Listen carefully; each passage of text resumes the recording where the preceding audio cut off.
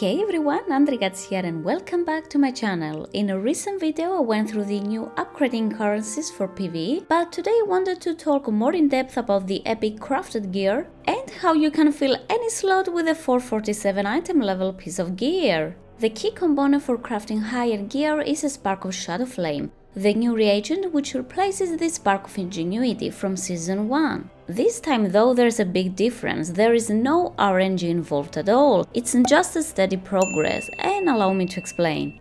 In Season 2, to obtain a Spark of Shadowflame you need to combine 2 Splinter Sparks of Shadowflame. Currently there are 2 ways to earn a Splinter Spark. The first way is to complete the new weekly quest offered in Loam, which is called the Worthy Ally. It's quite straightforward, you just need to farm 1.5k reputation with Loam Nifen. There are many ways to earn reputation with them, such as completing world quests, events, and by doing the campaign and side quest lines. There's a whole video up on my channel if you want to learn more about that. Upon completing this weekly, you will receive an item called Sensational Nifen Treasures. This includes a variety of items, including a Splinter Spark of Shadowflame. The second way to obtain a Splinter Spark is quite similar, but it's mostly aiming for PvP players. Each week, different proving PvP quests are available in Valdrakken. Upon completion, you will receive a Malicious Horde. Just like the Sensational Treasures, Malicious Horde will contain a Splinter Spark of Shadowflame, so you can choose if you want to get your Splinter Spark through PvP or PvE activities, which is all really good and welcome. Completing both quests will not give you more, it's limited to only 1 Splinter Spark per week. And since the Splinter is half of the Spark, you will need 2 weeks to create 1 Spark of Shadowflame. Only during the first week you can get an additional free Splinter Spark from the quest Power Unified from Loam. Once you complete the method of your choosing to obtain your half Spark, you can turn in the quest and you will be rewarded with an additional free Splinter Spark of Shadowflame. You can find them in your bags, just click on them and you will craft your first Spark of Shadowflame. So this week you will get 1 full Spark of Shadowflame, but from the following week until the end of Season 2 you will need 2 weeks to craft a single Shadowflame crest. If you miss a week, don't worry, you can still catch up with your Sparks. Splinter Sparks will have a chance to drop from various activities until your character catches up to the current Spark count. These activities include Mythic Plus, raid bosses, PvP wins, world bosses, boss of Firak assaults, public events, and Nifen sneaking digs.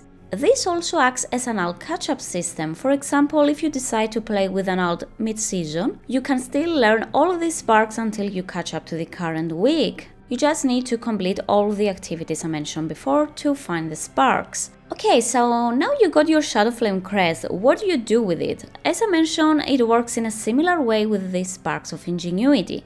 This will be the new BOP item for all epic crafted gear. If you want to order an item through the crafting orders, you will need to provide the Sparks of Shadowflame. In addition to that, to increase the item level of the gear, you can provide additional optional reagents, such as Enchanted Shadowflame Crests. This season, enchanters can use Shadowflame Crests to create enchanted versions. These enchanted crests can be applied to crafted items to reach up to item level 447. That's right, you can go up to 447 item level without even stepping to Mythic Raiding, but more on that in a bit. There are 3 enchanted crests. We have Enchanted Whelpling Crest, Enchanted Shadowflame Worms Crest, and Enchanted Aspect Shadowflame Crest. If you play during Season 1, then the Enchanted Worms Shadowflame Crest is a direct replacement for Primal Infusion, while Enchanted Aspects Crest is similar with Concentrated Primal Infusion. They will work in the same way with previous infusions, but this time with higher item levels. Enchanted Whelpling Crest, which is the lowest tier, can create an item of 395 up to 408 item level. This is applied to blue quality gear, so it doesn't require a Spark of Shadowflame. Enchanted Worm and Aspects, on the other hand, will need a Spark of Shadowflame in order to work as an optional reagent. More specifically, Worm's Crest can set the item level of an epic crafted item at 424 up to 437 with Pentagon quality. The most powerful optional reagent for crafted gear in Season 2 is the Enchanted Aspect Shadowflame Crest. This can upgrade any epic crafted gear up to 447 item level, depending on the crafter's skill. As with Season 1, you will need to find a good skill crafter to make the best out of it. You can always recraft any piece of gear and make it a higher quality. Enchanters can loot the recipes for the enchanted crests from treasures and rares within Zaralek Cavern. If you are not an enchanter yourself, you can order them through the crafting system. It can be a personal, public or even guild order, it doesn't matter, but you will still need to provide the appropriate amount of looted Shadowflame crests, which are BOP items. So Shadowflame crests must be provided by the buyer, while the other items are optional. You can provide them yourself or pay up your crafter so that they can incorporate them. These include enchanting mats and Dracothist, an item that is made by alchemists through transmutation. The recipe for Dracothist is sold by Misty, the alchemist NPC found in Loam. It requires 1 Ponzo Scream, an item which can be purchased from Ponzo for 25 barter bricks. Enchanted Wyrm's Crest requires 3 looted Wyrm's Crests, which can be found from heroic raid bosses and Mythic Plus dungeons between 11 and 15.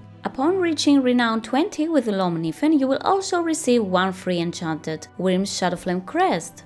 To craft an enchanted Aspects Crest, you will need 4 looted Aspects, which drop from Mythic raid bosses and Mythic Plus dungeons at level 16 and higher. So even if you are not a Mythic Raider, you can still go and clear those dungeons and get your Aspects Crests.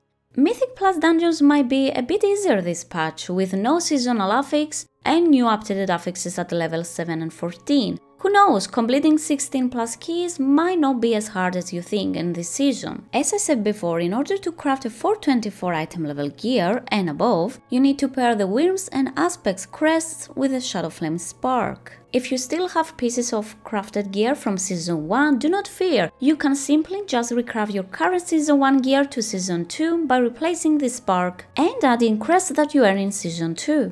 Since you can only craft a piece of gear every 2 weeks, you might need to use them wisely. You can choose which items you want to target first and start upgrading them to high item levels from the upcoming weekly reset when Season 2 begins. Don't forget that crafted gear cannot be converted into tier set, so it's probably best if you avoid those slots. The 5 tier slots include head, shoulders, chest, hands and legs. If you find your best in slot 4 set, then yes, the 5th slot can be filled with a crafted gear piece. But in any case, check out guides which go over the best in slot crafted gear items for your class. You can also include embellishments, optional reagents that apply additional effects on the item, which can also be very powerful. Besides creating a PvE crafted gear, you can also turn any epic gear into a PvP item which increases the item's PvP item level when you enter arenas and BGs. These optional reagents can be purchased from the PvP vendors found in Valdrakken with Honor or Conquest. And similar with the Enchanted Crests, these must be paired with a Shadowflame Spark in order to work as an optional reagent. And that's pretty much it, guys. That's how you can create 447 item level crafted gear. As always, thank you so much for watching my content and make sure to drop a like if you have found this video helpful. If you want to support my channel, please take a moment to subscribe and hit the notification bell. You can also find me over on Twitch at twitch.tv/andrikatsgames, where I'm mostly streaming World of Warcraft. Good luck with whatever you're doing and I will see you all on the next one. Bye!